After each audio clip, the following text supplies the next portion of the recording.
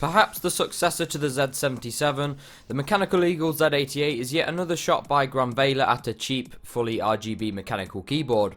First of all, I'd just like to say thank you to Granvela for sending me this unit for review. Now let's get into it. Opening up the box, you'll find the keyboard itself, an instruction booklet and some tools for the keyboard, which we'll come to later. It's quite a light keyboard, it's made of plastic, but the key base is metal, so it does feel sturdy.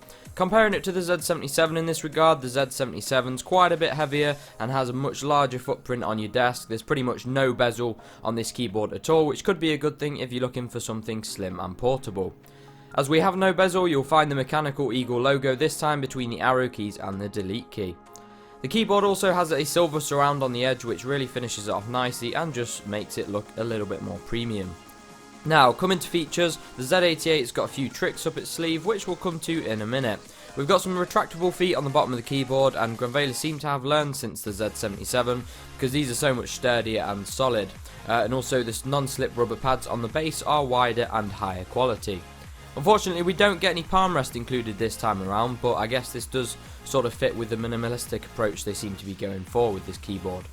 Of course, this keyboard does come with Rgb Lighting, which is quite feature packed itself. We'll have a bit of a demo of that in a bit. Unfortunately, the keyboard only comes in US layout. I don't really care much anymore. I transitioned a while back from UK to US, and it's not really an issue, but I know for some people US layout is an instant no. Now, as I said a moment ago, the Z-88 has a few tricks up its sleeve, some unique features. The first of these is the switches. Now, switches on this keyboard are copies of Cherry MX Blues called Altimu switches.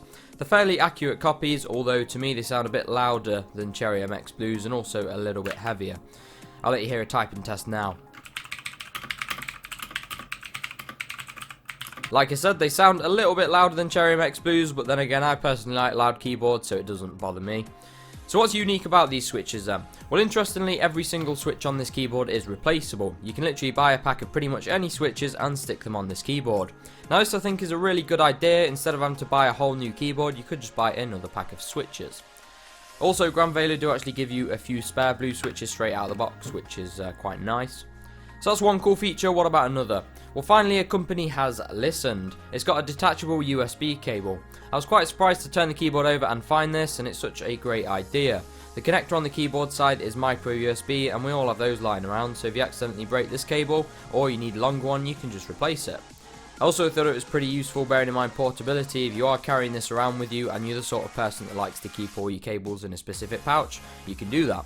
Also stops it from getting damaged, so yeah, some fantastic features indeed. So we'll come finally to the Rgb lighting. Now, this is true Rgb lighting, any key can be any colour. How bright is it?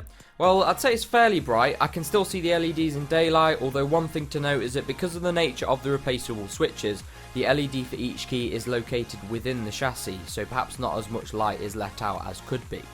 Regarding lighting effects, the keyboard doesn't come with any software, it's literally plug and play. Now, this is both good and bad. It's good because it doesn't require any setup, but bad because you perhaps don't get as much customization options as you would with, say, the Corsair Strafe RGB, which comes with its own dedicated software.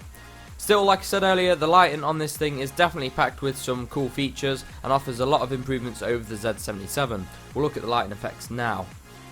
So like the Z-77, you start by holding down the FN key, but this time you only need to press the insert button, labelled M, to switch modes.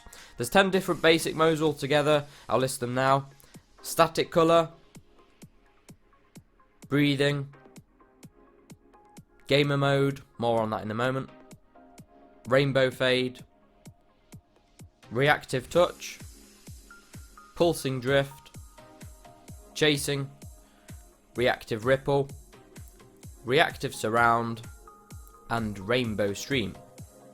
On any of the effects where a specific colour is displayed, you can hold FN and press the delete key, labelled 1, to change to any of the 7 available colours.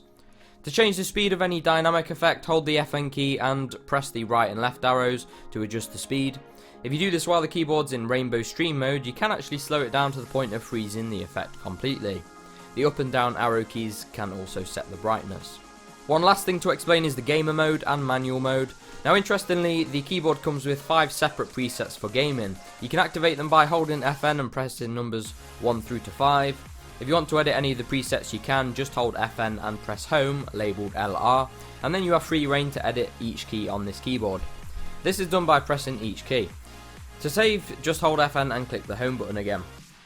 Now finally, if you mess up and decide you want the original gamer presets back, you can hold FN and press the escape key and it will clear your custom preset. And to those of you who might ask, can you turn the lights off? Yes you can, it's FN and print screen. And that is pretty much every aspect of the lighting explained. Although it sounds it's not actually that complicated, it took me about 5 minutes to figure it all out. I will say I'm impressed by the lighting on this thing. It's amazing to see so much customizability on a keyboard that has literally no software with it. Comparing it to the lighting on the Z-77, this seems a lot better thought out, is simpler to understand, and just makes more sense while offering more customizability.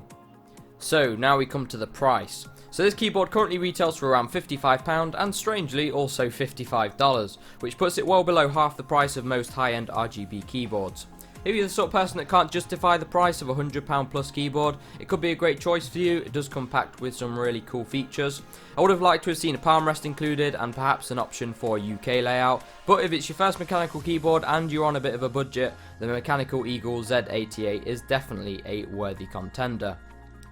So thanks a lot for watching guys, I hope you enjoyed this review. If you've got any questions, feel free to just drop them in the comments, I'll answer them for you. I'll put an Amazon link in the description too if you want to check this keyboard out. Subscribe if you want to, and I'll see you in the next one.